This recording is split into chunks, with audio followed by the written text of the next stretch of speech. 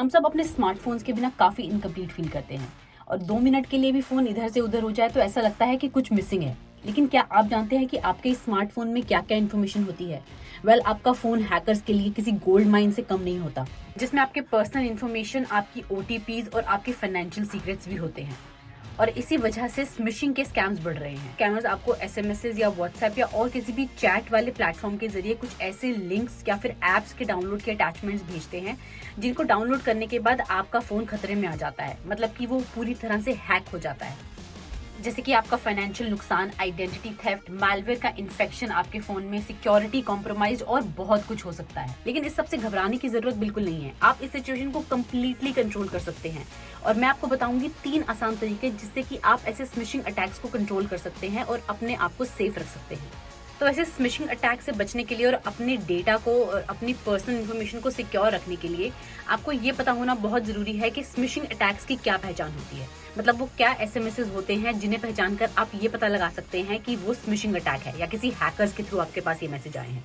SMS से होने वाले स्मिशिंग अटैक्स का पहला साइन है कि आपको किसी अननोन अनजाने नंबर से कोई अनएक्सपेक्टेड मैसेज आए। ये एक स्मिशिंग अटैक का साइन है।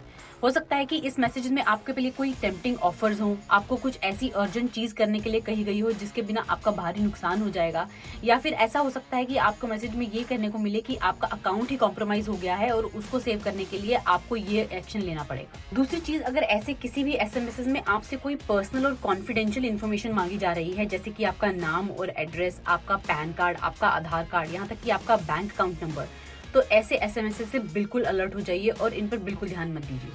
साथ ही में जैसे मैंने शुरू में बताया कि अगर आपके पास ऐसे एसएमएस या चैट्स के थ्रू कोई अननोन या अनआइडेंटिफाइड सोर्सेज से लिंक्स या फिर अटैचमेंट्स आती हैं, तो उन्हें बिल्कुल डाउनलोड मत करिए, क्योंकि ये आपके फोन को हैक कर सकते हैं। अक्सर हैकर्स के भेजे हुए एसएमएस में कई बार लैंग्वेज की बहुत बड़ी प्रॉब्लम होती है।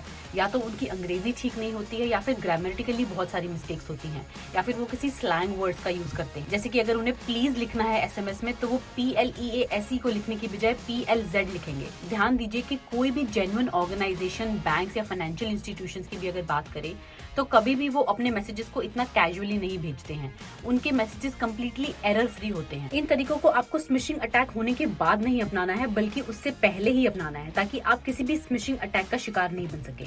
तो ये है वो तरीके।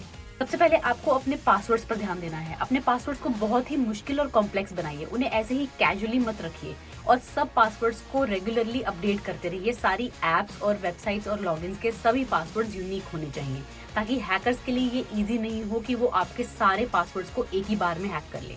उसके साथ ही साथ आपको 2 फैक्टर ऑथेंटिकेशन जैसी सिक्योरिटी लेयर को जरूर ऐड करना चाहिए। आजकल लगभग सभी वेबसाइट्स और सभी एप्स में ये फैसिलिटी अवेलेबल है। ये आपके फोन के लिए एक एक्स्ट्रा लेयर ऑफ सिक्योरिटी का काम करती है। एक रूल हमेशा बना ले कि आप किसी भी ऐप को अगर अपने फोन में डाउनलोड करने का सोचते हैं, तो वो आप सिर्फ प्ले स्टोर या ऐप स्टोर से ऑथेंटिकेटेड एप्स ही डाउनलोड करेंगे।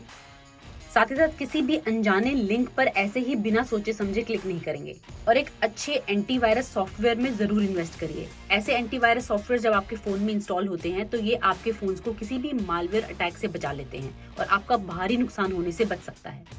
तो इन सब वार्निंग साइंस को याद रखिए और इन 3 सिंपल स्टेप्स को अपने फोन में जरूर अपनाइए, ताकि आप बिल्कुल सेफ रह सकें और ऐसे कोई भी स्मिशिंग अटैक से आप अपने आप को बचा सकें। अगर आपको ये वीडियो इन्फॉर्मेटिव लगा हो, तो इसे अपने आसपास के लोगों के साथ भी जरूर शेयर करिए, ताकि ऐसे किसी स्मिशिंग अटैक का शिकार और कोई ना हो। और मैं आपसे मिलती हूँ ऐसी ही एक और वीडियो में next time. Till then, stay safe and stay alert.